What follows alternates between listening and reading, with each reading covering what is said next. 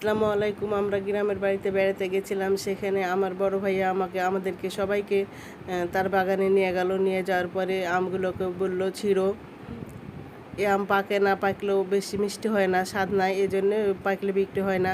তো কাঁচাতেই আমের আচার করার জন্য বিক্রি করে দেয়। তো আমি কয়টা ছিঁড়ে নিলাম, আমাকে ছিঁড়তে বলল। এমনি ছিঁড়িনি, আমার ভাই আমাকে ছিঁড়তে বলেছে, তার জন্য ছিঁড়েছি।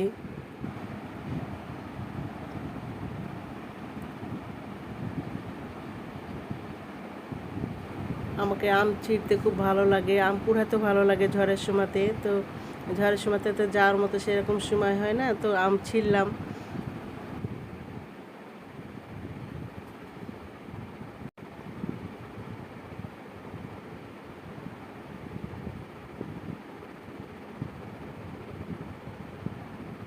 আমার ছোট আপাটা দেখুন, আমার ছোট আপাটা এখন আম ছিঁড়বে, তো আম নিয়ে এখন ছবি তুলবে। আমার ভিডিওটি যদি ভালো লেগে থাকে তো ফলো করবেন, শেয়ার করবেন, কমেন্ট করবেন বেশি বেশি করে।